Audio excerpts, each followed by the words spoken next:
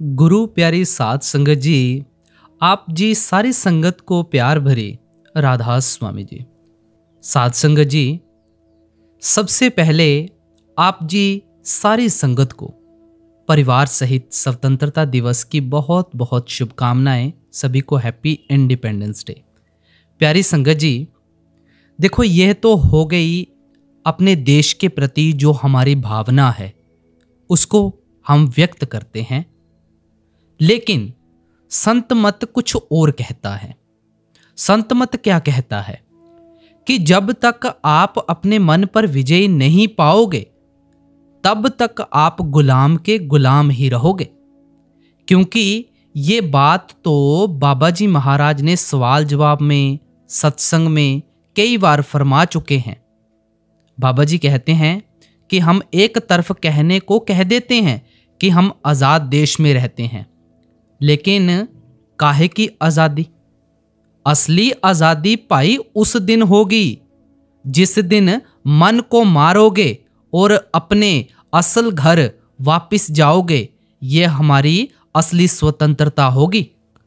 और आज का सत्संग भी कुछ इसी विषय पर होने जा रहा है कि ये संसार कैसे एक मोह माया में उलझा हुआ है और एक नदी की तरह बहता जा रहा है। ये नहीं कह सकते हैं कि उनको अपने असल की पहचान नहीं है। उनको अपने असल की पहचान धीरे धीरे हो रही है, लेकिन वो सुनकर भी अनसुना कर रहे हैं। लेकिन जब मुसीबतें ज्यादा पड़ने लग जाती हैं, शरीर काम नहीं करता, तब उनको धीरे धीरे याद आना शुरू होता है कि नहीं, हम कोई गलती कर रहे हैं, ना जाने कौन सी गलती है।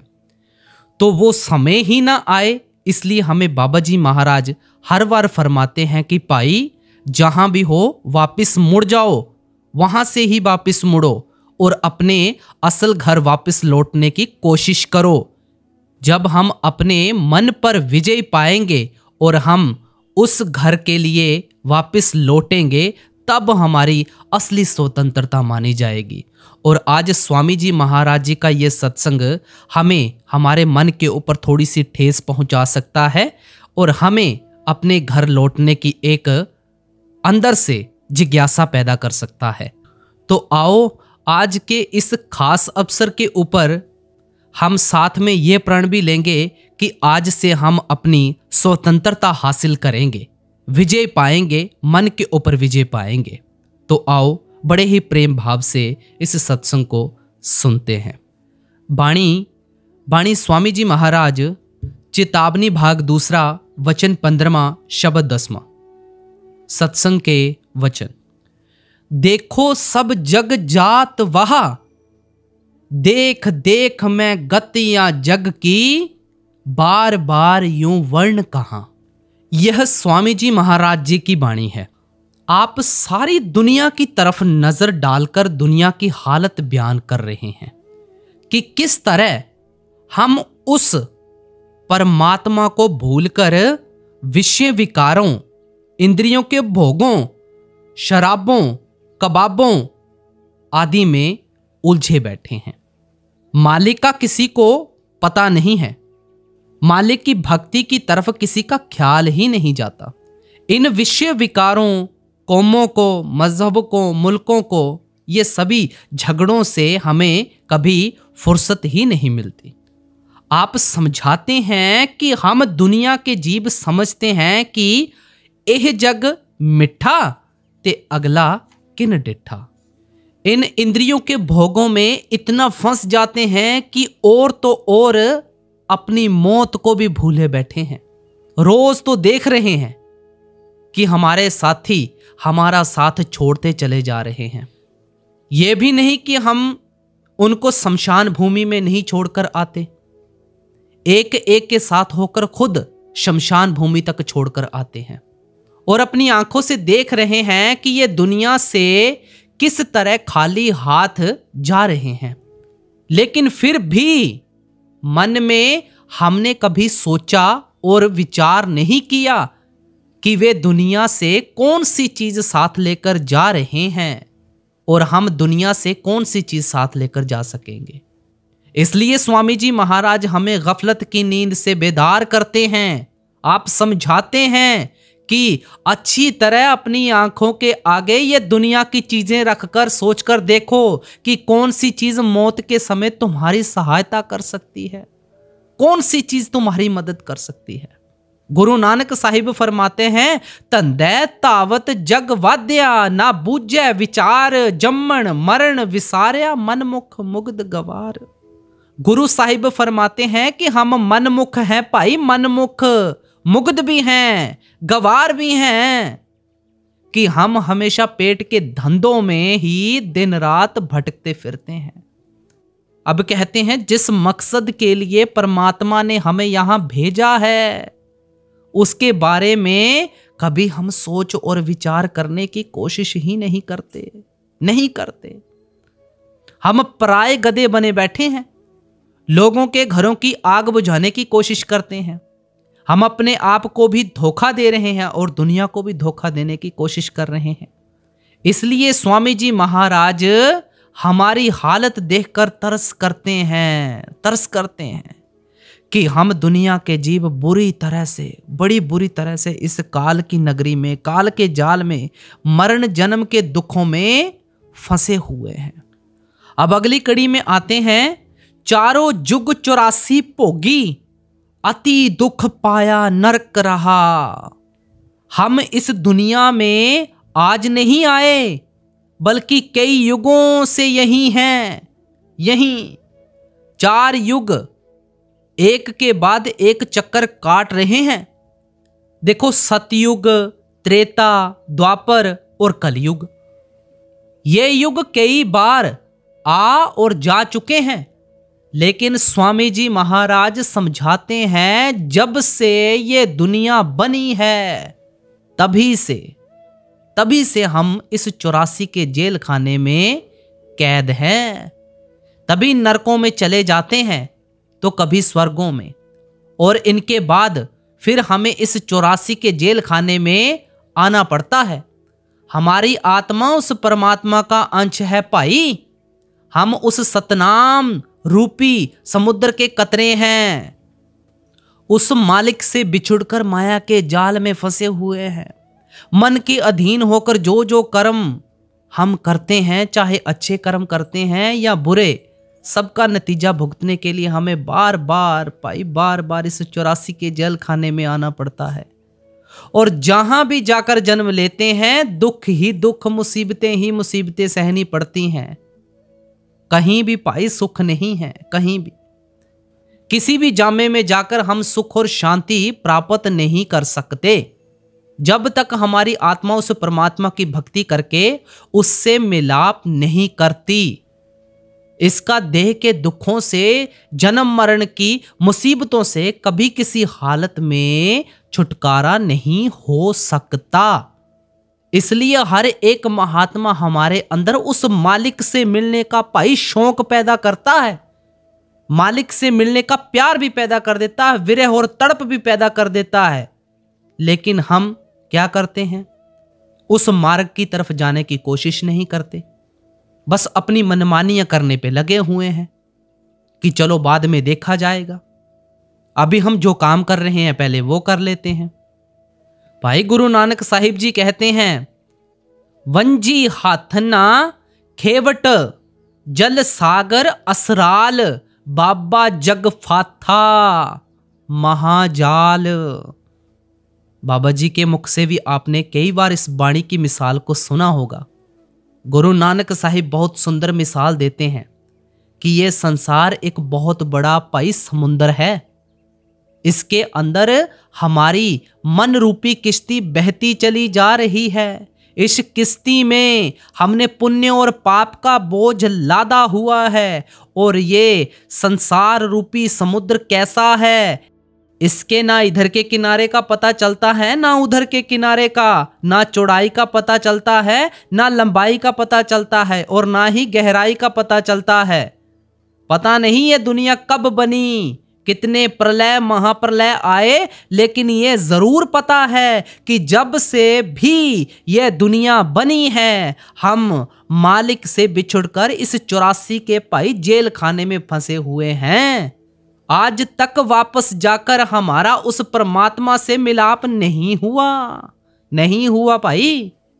अगर हम परमात्मा से मिल जाते तो आज इस दुख की दुनिया में क्यों होते? थोड़ा सा सोच विचार करो।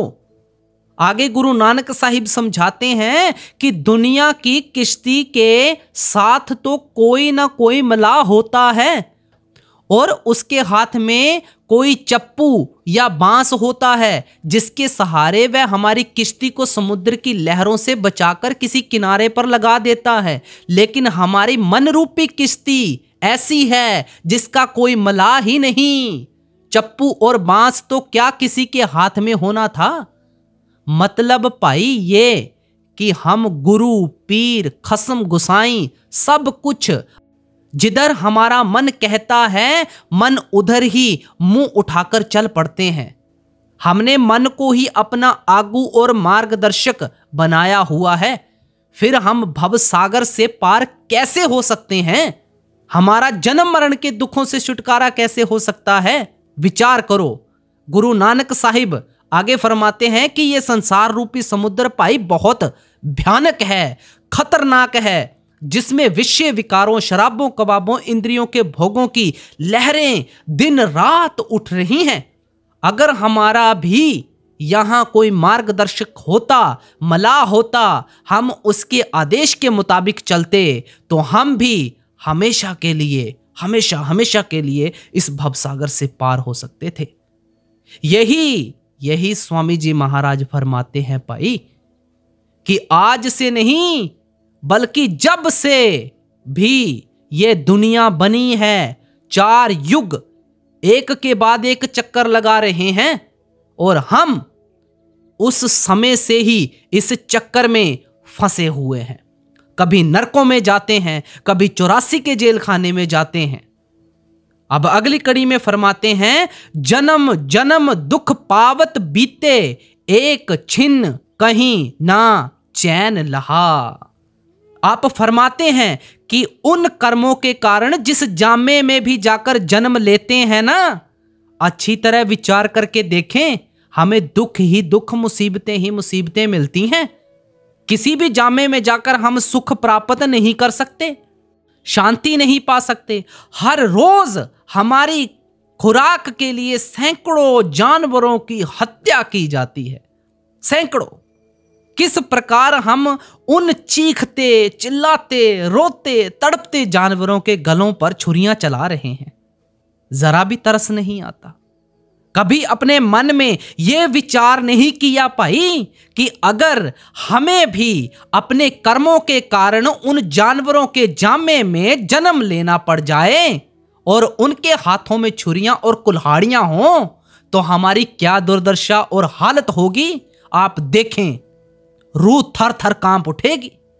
अब हमारे से तो वो भी नहीं सहा जाता जब डॉक्टर एक छोटी सी सुई टीका लगाने के लिए गर्म करता है तो हमारी इतनी बड़ी देह थर थर कांपना शुरू कर देती है।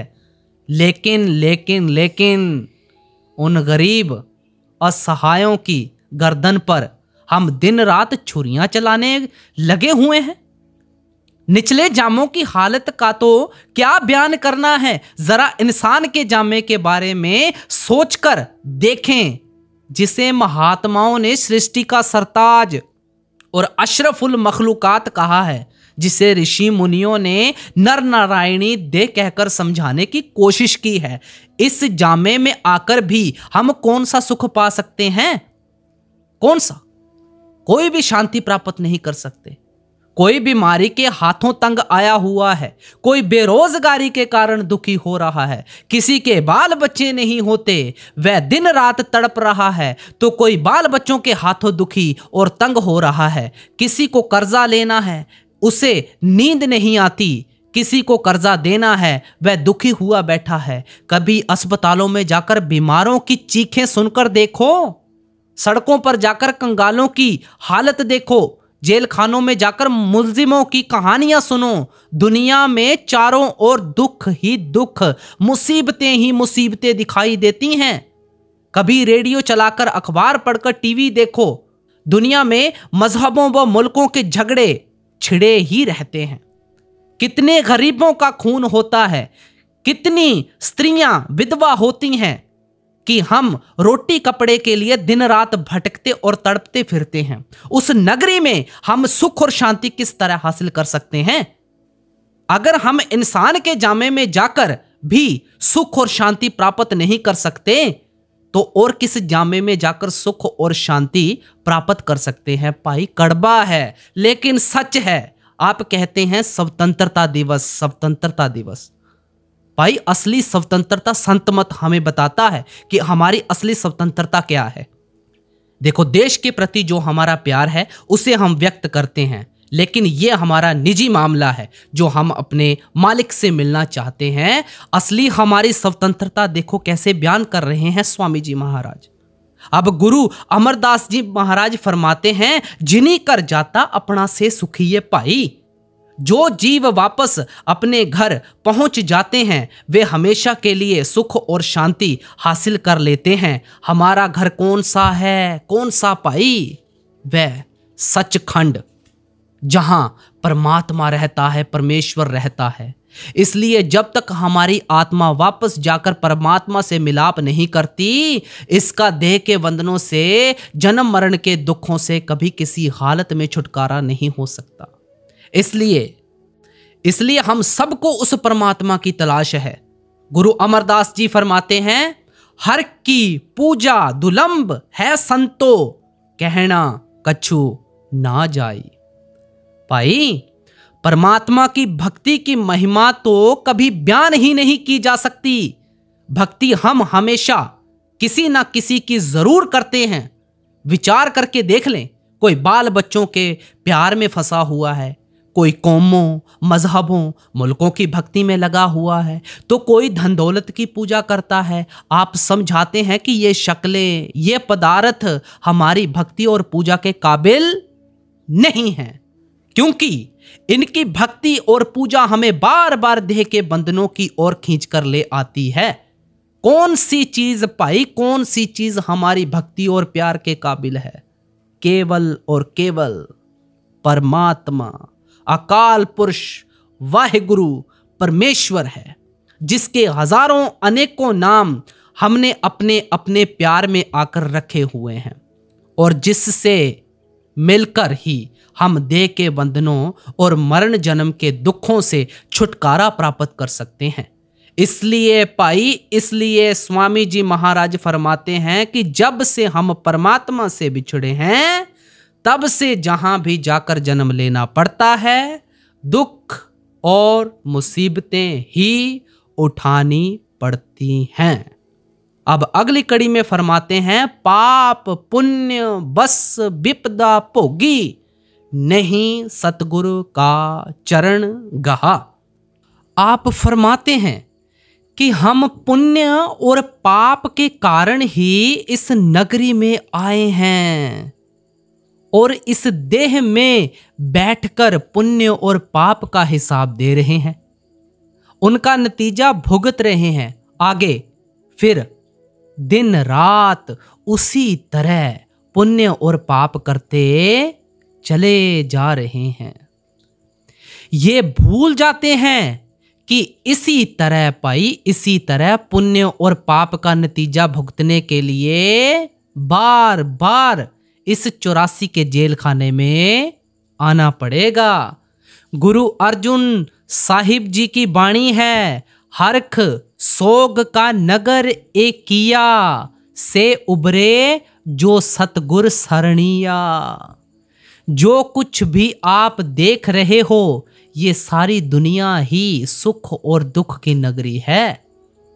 आपको यहाँ कोई इंसान ऐसा नहीं मिलेगा जिसे दुख ही दुख भुगतने पड़ रहे हों और कभी सुख का सांस ना आया हो, या जिसे सुख ही सुख मिलते हों, कभी दुख का सामना ना करना पड़ा हो। अगर 10 दिन सुख के बीत जाते हैं ना, तो थोड़े बहुत सुख के सांस भी आ जाते हैं। हमेशा दुख ही नहीं रहता भाई। ये जितने भी हमारे दुख हैं, ये हमारे पापों के कारण हैं। जितने भी हमारे सुख हैं, ये हमारे पुण्यों के कारण हैं। हमें इस देह में बैठकर उन पुण्य का हिसाब भी देना है, उन पापों का हिसाब भी देना है।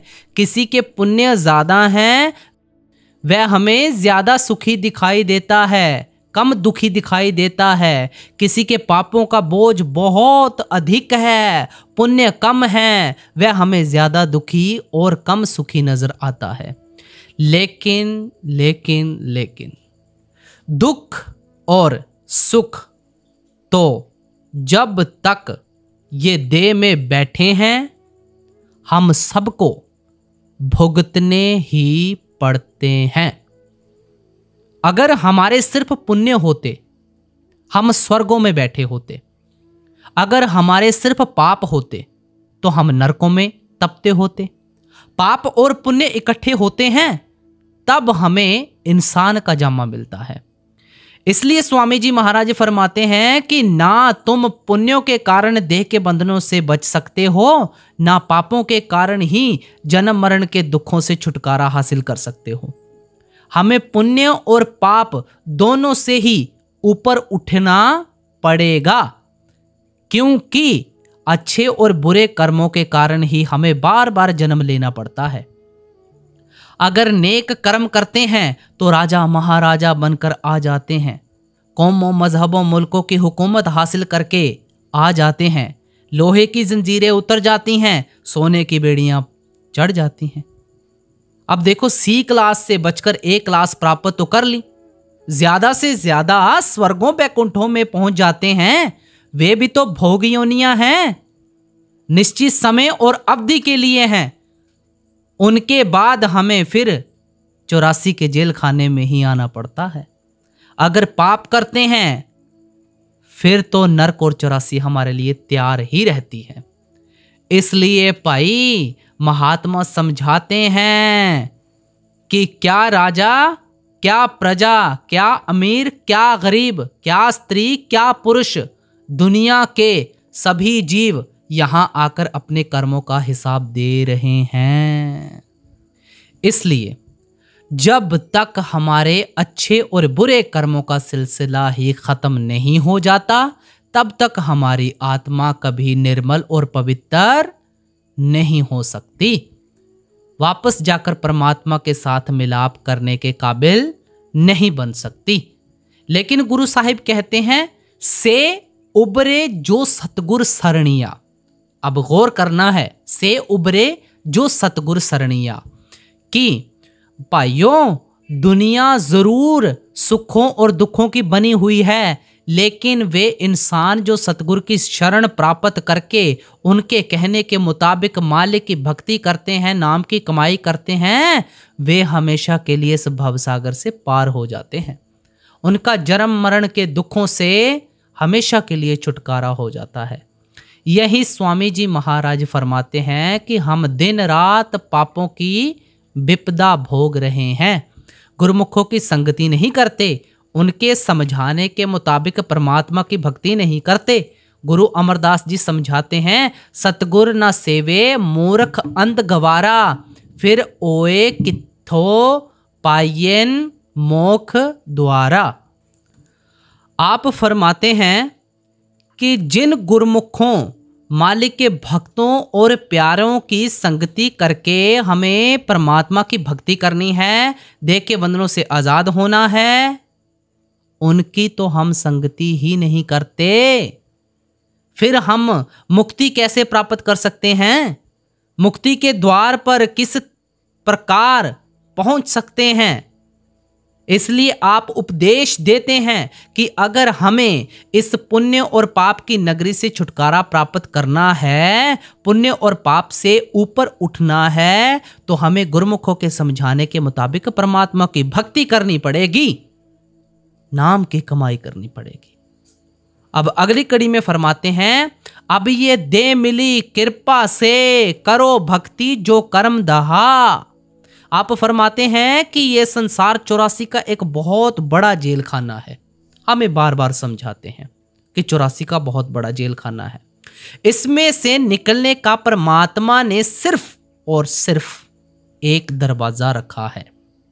वह दरवाजा कौन सा है? हर बार जिक्र किया जाता है, वह इंसान का जामा है। 84 लाख योनियां भुगतने के बाद परमात्मा ये अवसर केवल इसीलिए देता है कि हम इस मौके का फायदा उठाकर परमात्मा की भक्ति करके देह के बंधनों से हमेशा के लिए छुटकारा प्राप्त कर लें। इसलिए स्वामी जी महाराज फरमाते हैं कि मालिक की यह अति दया मेहर और बख्शिश है कि हमें इंसान का जामा मिला है। फिर पता नहीं इंसान का जामा मिले मिले ना मिले ना मिले, या किसी ऐसी जगह जाकर जन्म हो जाए जहां भूले भटके भी हमारा ख्याल मालिक की भक्ति की ओर ना जा सके। अगर इस देह में आने का कोई लाभ है तो वह केवल परमात्मा की भक्ति और उसका प्यार है। हम हमेशा अर्ज करते हैं कि बाल बच्चे तो हमें हर जन्म में मिलते आए हैं, खाना पीना ऐशो इशरत भी हमेशा करते आए हैं। अगर कोई अनोखी चीज है जो पहले हासिल नहीं कर सके तो वो केवल परमात्मा की भक्ति है, परमात्मा का प्यार है, परमात्मा की प्राप्ति है। इसलिए स्वामी जी महाराज हमें याद दिलाते हैं, बार बार याद दिलाते हैं कि ये मालिक की अति दया मेहर और बख्शिश समझो भाई, समझो कि उसने हमें इंसान का जामा बख्शा है। शुक्र मेरे मालिक, शुक्र तूने इंसान का जामा बख्शा है। हर लफ्ज पे यही होना चाहिए। हमें इस देह में बैठकर अब करना क्या है? मालिक की बख्शिश से फायदा किस तरह उठाना है? फरमाते हैं, करो भक्ति जो कर्म दहा, कि हमें वह भक्ति करनी है जिसके द्वारा हमारे कर्मों का सिलसिला ही खत्म हो जाए। आप पहले समझा चुके हैं कि पुण्य और पाप इकट्ठे होते हैं तो इंसान का जामा प्राप्त होता है। इसलिए जब तक पुण्य और पापों का सिलसिला खत्म नहीं होता तब तक हमारी आत्मा निर्मल और पवित्र नहीं हो सकती, मालिक से मिलने के काबिल भी नहीं बन सकती। हर तरह की भक्ति हमें वापस ले जाकर परमात्मा से नहीं मिलाती। कोई खास ही भक्ति है जो हमें देह के बंधनों से छुड़ाकर परमात्मा के साथ मिलाती है। गुरु अमरदास जी फरमाते हैं, पूजा करें सब लोक संतो, मनमुख थाए ना पाई।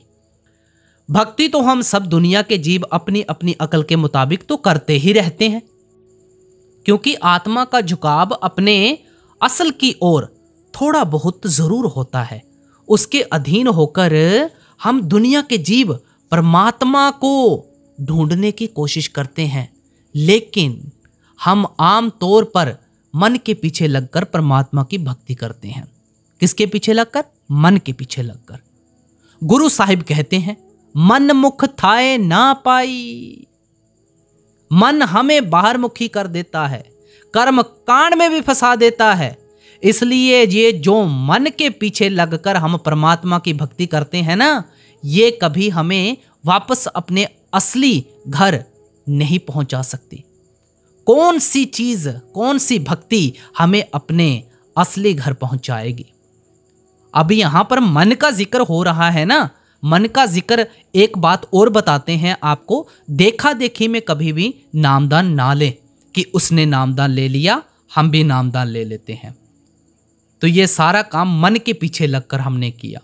जब आपको असली रस अंदर से आने लगे, आपको पता लगे अंदर से कि अब हमें नाम ले लेना चाहिए, तो हमें उस वक्त पूरे गुरु से, ये नहीं कि आपने पर्टिकुलर एक जगह से नामदान लेना है, कहीं से भी नामदान ले सकते हैं। मिलना हमने उस परमात्मा को है, उस एक अकाल पुरख को मिलना है जिसके हमने अनेकों नाम अपने अपने प्यार में आकर रखे हुए हैं।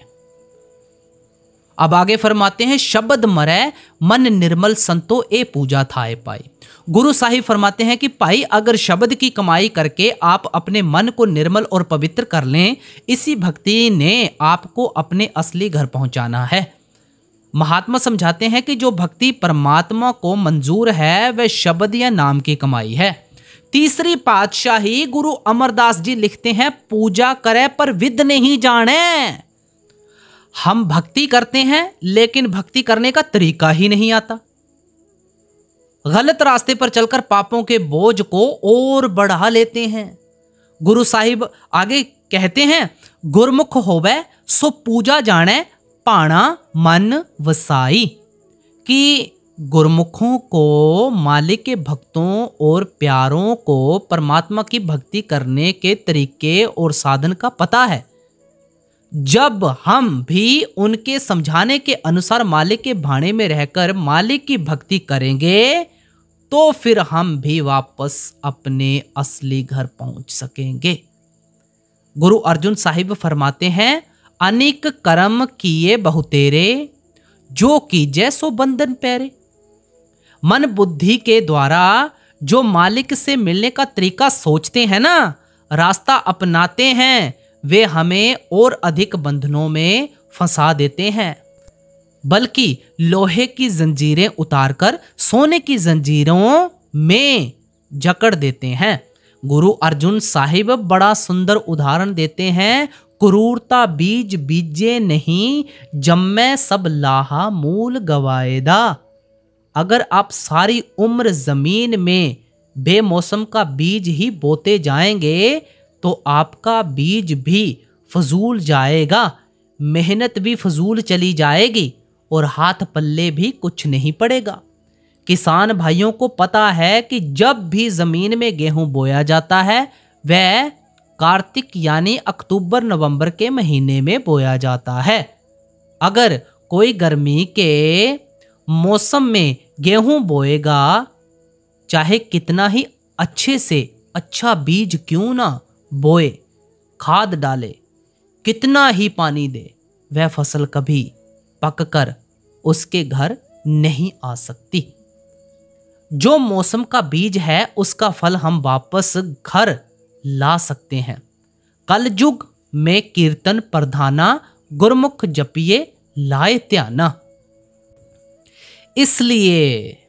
इसलिए गुरु साहिब फरमाते हैं कि अगर कलयुग का कोई धर्म है या कर्म है, कलयुग में आकर अगर आप मुक्ति प्राप्त करना चाहते हैं तो केवल और केवल कीर्तन प्रधाना वह उस कीर्तन से कर सकते हैं।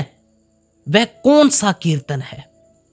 गुरमुख जपिए लाए त्याना, जिसे गुरमुख लोग ध्यान के साथ अपने अंदर सुनने में लगे हुए हैं।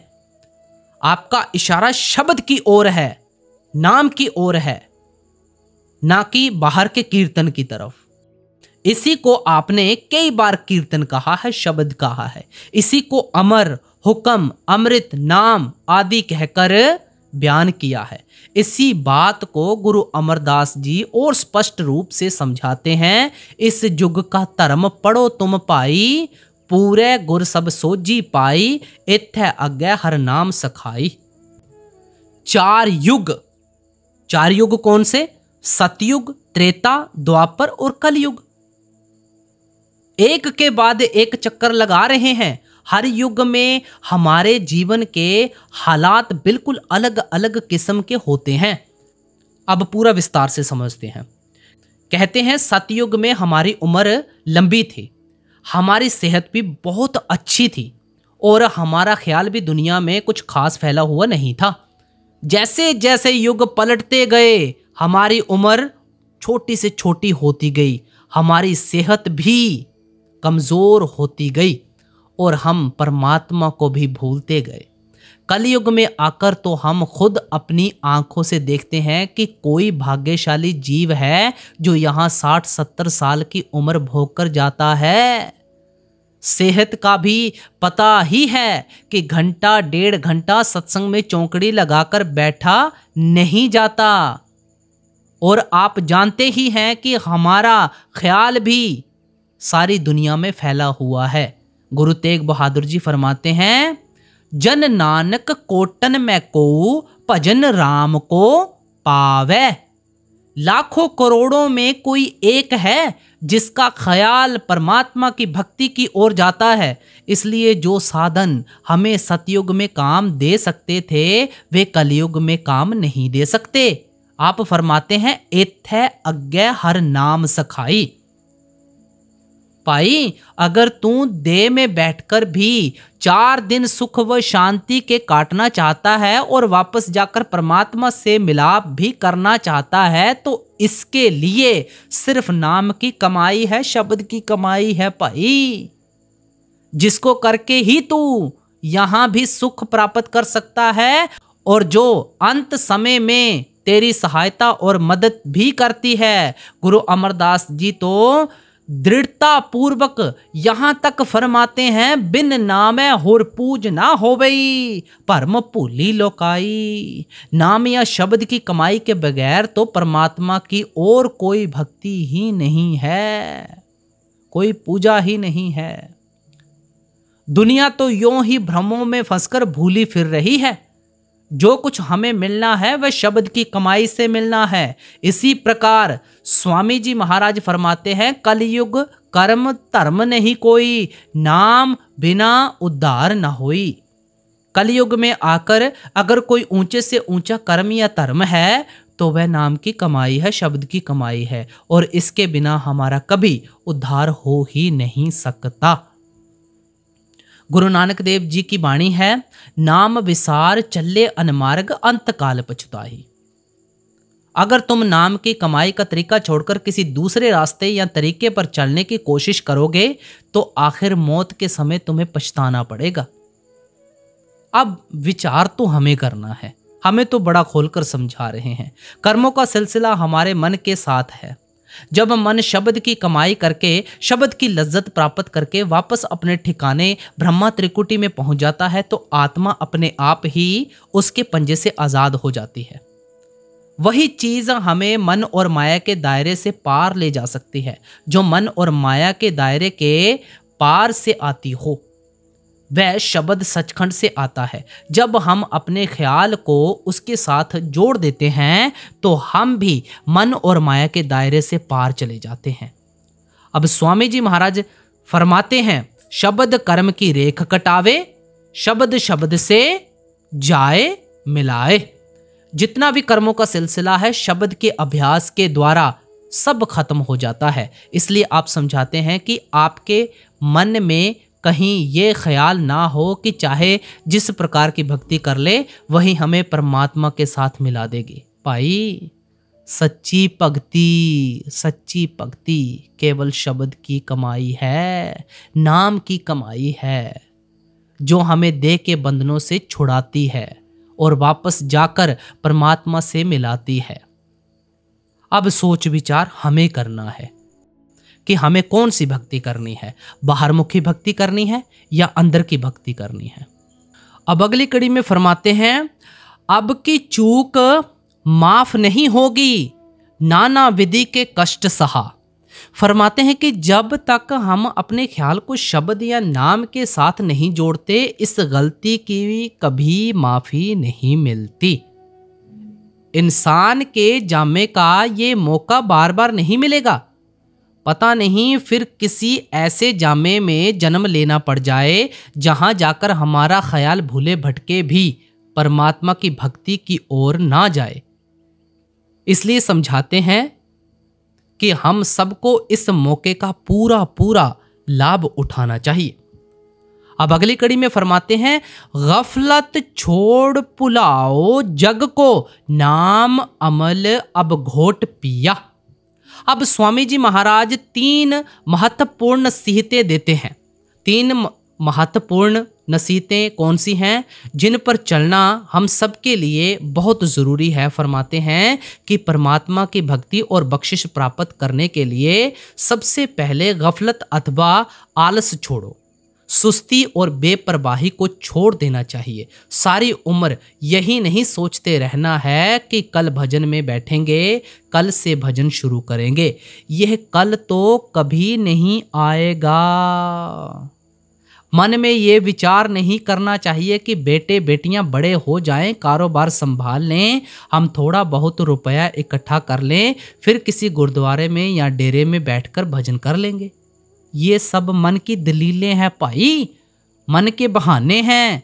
अगर मन में ईमानदारी भी है तो भी हमें मालिक की स्कीम का क्या पता है कि किस समय हुक्म आ जाए, कब भरे परिवार को छोड़कर चलना पड़ जाए।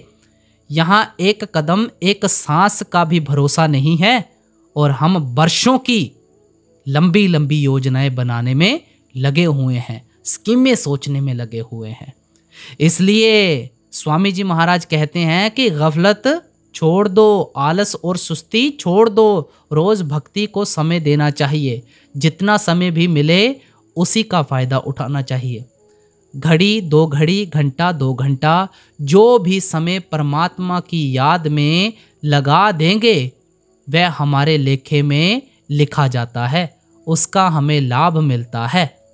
इसलिए आप फरमाते हैं कि रोज मालिक की भक्ति करनी चाहिए, आलस और लापरवाही को छोड़ देना चाहिए।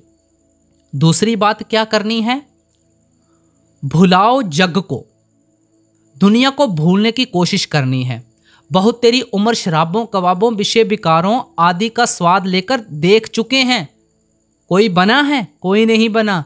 अगर आज तक हमें इनमें से सुख और शांति नहीं मिली तो हम ये कैसे सोच बैठे हैं कि बाकी उम्र में इनसे सुख प्राप्त कर सकेंगे, शांति प्राप्त कर सकेंगे। स्वामी जी महाराज ये नहीं कहते कि दुनिया को छोड़ ही देना है।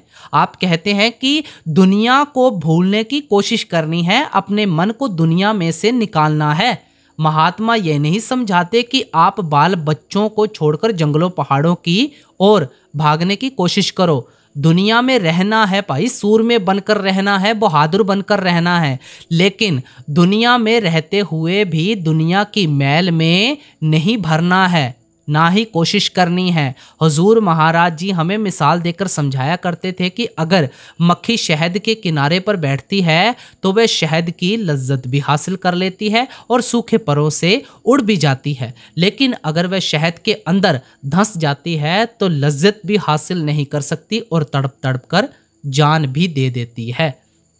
इसी तरह अगर हम दुनिया की असलियत को समझते हुए दुनिया में रहेंगे तो हम दुनिया के साथ अपने कर्मों का सिलसिला यहीं ख़त्म कर जाएंगे और अपना भी कुछ बनाकर जाएंगे।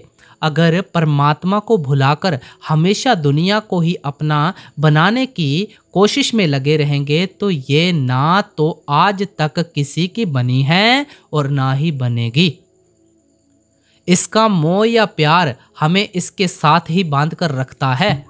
हमें बार बार यहीं जन्म मरण के दुखों में आना पड़ता है। हुजूर महाराज जी समझाया करते थे कि जिस प्रकार एक विवाहित लड़की अपने माता पिता के घर रहती है, माता पिता की सेवा भी करती है, सखियों सहेलियों के साथ हंसती खेलती भी है, चौके चूल्हे का काम भी करती है, लेकिन पीहर में रहते हुए भी अपने ख्याल को अपने पति के चरणों में रखती है, अपने पति को कभी नहीं भूलती। उसका मन और चित्त हमेशा पति के चरणों में होता है। इसी तरह हम दुनिया में रहते हुए भी अपने ख्याल को उस मालिक की भक्ति में रखना है, उनके प्यार में रखना है। हमारा पति कौन है? वह परमात्मा है, वाहेगुरु अकाल पुरुष परमेश्वर है। हमें अपनी लिव और अपने ध्यान को उसी के ख्याल, उसी के प्यार में लगाए रखना है। बाल बच्चों को छोड़कर हमारे अंदर मालिक से मिलने का कोई बहुत ज़्यादा शौक़ या प्यार नहीं पैदा हो जाता, क्योंकि हमारी जो जो ज़रूरतें हैं हम चाहे कहीं भी भाग कर चले जाएं, ये ज़रूरतें हमारे साथ ही जाती हैं। हमें देह में बैठकर किन किन चीज़ों की ज़रूरत पड़ती है? सबसे पहले पेट को खाने की ज़रूरत पड़ती है ना। शरीर को किसी कपड़े की ज़रूरत पड़ती है और गर्मी व सर्दी से बचने के लिए किसी मकान या झोंपड़ी की ज़रूरत पड़ती है। हम घबराकर इस दुनिया को छोड़कर भागने की चाहे जितनी मर्जी कोशिश कर लें, ये कभी हमारा पीछा नहीं छोड़ती। हम क्या करते हैं, अपनी कमाई छोड़ देते हैं, अपने बाल बच्चों की कमाई छोड़ देते हैं, अपनी मेहनत छोड़ देते हैं, फिर लोगों के आगे हाथ फैलाना पड़ता है, आश्रमों का सहारा लेना पड़ता है। हम सफ़ेद वस्त्र उतारकर भगवे नीले या पीले वस्त्र पहन लेते हैं, लेकिन कपड़े तो फिर भी पहनने ही पड़ते हैं। अपने घर का सुख और आराम छोड़कर लोगों के घरों का सुख और आराम लेना पड़ता है। हमसे छूटती कौन सी चीज़ है? इसलिए गुरु नानक साहिब समझाते हैं, जैसे जल में कमल निरालम, मुरगाई नैसाणे, सुरत शब्द भवसागर तरिए, नानक नाम बखाणे। अब इसको पूरा अच्छे तरीके से समझाते हैं। भाई, जिस प्रकार मुर्गाबी एक होती है ना, पानी में रहती है, पानी में ही खाती पीती है, लेकिन जब उड़ती है ना तो सूखे परों से उड़ जाती है। कमल के फूल की जड़ें पानी में होती हैं, लेकिन फूल पानी के बाहर होता है। इसी प्रकार सुरत शब्द भवसागर तरिए, कि हमें अपनी सुरत या आत्मा को उस शब्द के साथ जोड़कर इस भवसागर से पार हो जाना है। लेन देन का सिलसिला भी खत्म करना है और अपना भी कुछ बनाकर ले जाना है। किस तरह? सुरत शब्द के अभ्यास के द्वारा, नाम की कमाई के द्वारा। इसलिए स्वामी जी महाराज ने फरमाया है कि सबसे पहले गफलत को छोड़ना है, फिर दुनिया को भुलाने की कोशिश करनी है। दुनिया को छोड़ने की कोशिश नहीं करनी। तीसरी बात क्या करनी है? नाम अमल अब घोट पिया। जो भी हम शब्द या नाम की कमाई करते हैं, जो भी परमात्मा हमारे अंदर दया मेहर और बख्शिश करता है, मालिक की उस बख्शिश को हमें अपने अंदर हजम करने की कोशिश करनी है। कौड़ियों की तरह उसे बाहर खड़काना शुरू नहीं कर देना है। रिद्धियां सिद्धियों के चक्कर में नहीं फंसना है। लोगों से माथा टिकवाने के लिए करामातें करनी शुरू नहीं कर देनी है। जो भी परमात्मा बख्शिश करता है वह हमारे लिए हमारे अंदर करता है। जितना उस बख्शिश को हम अपने अंदर हजम करके रखेंगे, वह और अधिक दया मेहर और बख्शिश करेगा। हुजूर महाराज जी समझाया करते थे कि अगर शेरनी का दूध रखना हो तो आम कहावत मशहूर है, उसके लिए सोने के बर्तन की ज़रूरत पड़ती है। इसलिए उस मालिक की बख्शिश को संभालने के लिए हमें अपने हृदय को इतना बड़ा बनाना है, अपने हाजमे को इतना तेज बनाना है कि उस बख्शिश की खुशबू भी बाहर ना निकले, उसकी डकार भी कभी बाहर ना निकले। स्वामी जी महाराज फरमाते हैं, प्रीत प्रतीत गुरु की करना, नाम रसायन घट में जरना। आप उपदेश करते हैं कि गुरुमुखों के साथ प्यार करना है, उन पर प्रतीति और भरोसा करना है, और जिस प्रकार रसायन हड्डियों में रच जाता है, निकल नहीं सकता, इसी प्रकार मालिक की बख्शिश और नाम की कमाई को भी हड्डियों में रचा लेना है। यही गुरु अमरदास जी समझाते हैं, पारखिया वथ समाल लई गुर सोझी होई। जिन्हें इस चीज़ की परख होती है, कद्र होती है, वे इस दौलत को संभाल कर रखते हैं। ये जो ज्ञान है, ये जो परख के काबिल बनते हैं, इसका हमें साधुओं संतों महात्माओं से पता चलता है। हुजूर महाराज जी बड़ी सुंदर मिसाल दिया करते थे कि अगर एक हीरा किसी जोहरी को मिल जाता है तो वह उसे कितनी तिजोरियों के अंदर संभाल संभाल कर रखता है, क्योंकि उसे इसकी कीमत का पता है। अगर वही हीरा किसी कुम्हार को मिल जाए तो वह उसे गधे के गले में बांध देता है, उसको इसकी कदर नहीं होती। इसलिए आप फरमाते हैं कि जिन्हें इस बख्शिश की कदर है वे इसे बहुत संभाल संभाल कर रखते हैं। कबीर साहिब भी हमें उपदेश देते हैं, राम पदार्थ पाए कै कबीरा गांठ न खोले, नहीं पट्टन नहीं पारख नहीं गाहक नहीं मोल। उस नाम रूपी दौलत को प्राप्त करके जोर की गांठ बांधकर रखनी चाहिए। उसे बहुत गुप्त रखना है, क्योंकि ना तो हमें इसका कोई अधिकारी दिखाई देता है, ना कोई इसकी कीमत देने वाला दिखाई देता है, ना कोई इसका ग्राहक नजर आता है, और ना ही कोई खोटे व खरे में परख करने वाला नजर आता है। इसकी कीमत क्या देनी पड़ती है, इसके लिए अपने आप को परमात्मा के हवाले करना पड़ता है। आप समझाते हैं कि दुनिया तो बेटे बेटियों की ग्राहक है, करामातों की ग्राहक है, मुकदमे जीतने की ग्राहक है, धन दौलत की ग्राहक है, दुनिया को नाम की कदर नहीं। इसलिए दुनिया के सामने नाम रूपी हीरे निकाल निकाल कर रखने का क्या फायदा है। उस दौलत को हमें अपने अंदर हजम करके रखना है। इसलिए स्वामी जी महाराज फरमाते हैं कि नाम की कमाई करने के लिए हमेशा 3 बातों को याद रखना चाहिए। एक, गफलत और सुस्ती नहीं करनी चाहिए। दूसरे, दुनिया को भूलने की कोशिश करनी है, दुनिया में से अपने ख्याल को निकालने की कोशिश करनी है। तीसरा, जो मालिक की बख्शिश है, नाम की कमाई है, उसे अपने अंदर ही हजम करना है। अब सारा सत्संग फरमाकर हमें अंत की कड़ियों में क्या समझाते हैं? मन से डरो, करो गुरु की सेवा, राधा स्वामी भेद दिया। आत्मा और परमात्मा के बीच में अगर कोई रुकावट या पर्दा है तो वह सिर्फ और सिर्फ हमारे मन की रुकावट है, हमारे मन का पर्दा है। इसलिए हमें मन की रुकावट को रास्ते से दूर करना है और इस मन को काबू करना है। ये किस प्रकार कर सकते हैं? करो गुरु सेवा, कि सतगुरु की सेवा करके उनके दिए हुए उपदेश पर चलकर ही कर सकते हैं। जब हम उनके समझाने के अनुसार नाम या शब्द की कमाई करके इस मन की रुकावट को रास्ते से दूर कर लेते हैं तो हमारा उस राधा स्वामी कुल मालिक परमात्मा के साथ हमेशा के लिए मिलाप हो जाता है। ये राधा स्वामी किसी कौम या मजहब का नाम नहीं है, ना ही स्वामी जी महाराज का कोई कौम या मजहब बनाने का ख्याल था। हम हमेशा सत्संग में अर्ज करते हैं कि महात्मा इस दुनिया में कोई कौम या मजहब बनाने के लिए नहीं आते, ना ही वे हमारे हाथों में डंडे या तलवारें पकड़ाने के लिए आते हैं। ये सत्संग की शुरुआत में ही बता दिया जाता है। वे तो सिर्फ हमसे परमात्मा की भक्ति करवाकर हमें देह के बंधनों से आज़ाद करवा कर उस परमात्मा से मिलाने के लिए आते हैं। लेकिन आमतौर पर हम ऐसे मालिक के भक्तों और प्यारों के जाने के बाद बाहरमुखी हो जाते हैं और देखो कर्मकांड में भी फंस जाते हैं। हम उनकी फ़ोटो को माथा टेकना शुरू कर देते हैं, हम उनके उपदेश को छोटे छोटे दायरों में बंद करके कौमों मजहबों मुल्कों की शक्लें देने की कोशिश करते हैं और एक दूसरे के साथ लड़ना और भिड़ना शुरू कर देते हैं। हम ऐसा क्यों करते हैं? अपनी मान बढ़ाई के लिए, अपने पेट की खातिर करते हैं।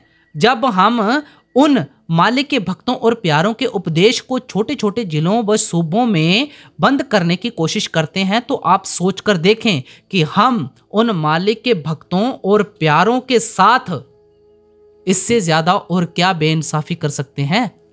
इसलिए ये राधा स्वामी कोई कौम या मजहब नहीं है, पहले ही समझ लो। जिस तरह अन्य महात्माओं ने अपने अपने प्यार में आकर उस कुल मालिक के हजारों अनेकों नाम रखे हुए हैं, इसी तरह आपने प्यार में आकर उस कुल मालिक परमात्मा को राधा स्वामी कहकर याद किया है। राधा से आपका मतलब है आत्मा और स्वामी से आपका मतलब है परमात्मा। स्वामी स्वामी तो सभी महात्मा उस परमात्मा को कहते चले आए हैं। गुरु अर्जुन साहिब फरमाते हैं, ऊंच अपार बेअंत स्वामी। आपने भी उसे स्वामी कहकर याद किया है, लेकिन वह स्वामी किसका है? हमारी आत्मा का स्वामी है। इसलिए आपने राधा का लफ्ज साथ लगा दिया। इसलिए ये कोई कौम नहीं, मजहब नहीं, और ना ही हमें चाहिए कि स्वामी जी महाराज की तालीम को किसी कौम या मजहब में बंद करने की कोशिश करें।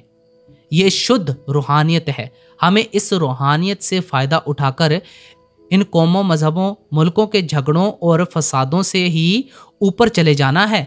अपनी आत्मा को निर्मल, स्वच्छ और पवित्र करना है। वापस जाकर परमात्मा से मिलने के काबिल बनना है। स्वामी जी महाराज ने इस शब्द में अच्छी तरह खोलकर समझा दिया है और हमारी हालत बयान कर दी है।